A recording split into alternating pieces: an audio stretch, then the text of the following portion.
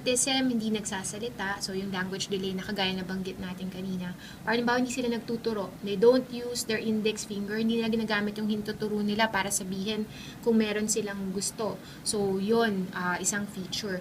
Yung iba na very common, yung hindi tumitingin pag tinawag mo yung pangalan or kausap mo pero hindi tumitingin sa mata, so yun, sinasabi nila parang feature din na makikita mo when they're very young, no? Tapos, yung mga paulit-ulit po na behavior. So, yun nga, nagpa-flap, nag-uuntog, or yung iba, yung salita nila paulit-ulit din. So, meron po talagang mga early signs na mabibigyan tayo ng clue. Anong Kapag reason ito- ba't ginagawa to ng bata? Inuuntog yung ulo o fina-flap yung kamay?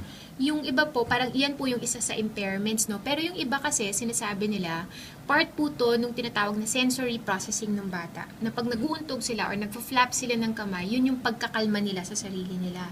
So, meron po para sa kanilang purpose yung pag-flap or yung iba parang meron silang mga tunog-tunog na ginagawa kasi po sabi nila parang it relaxes them din, no?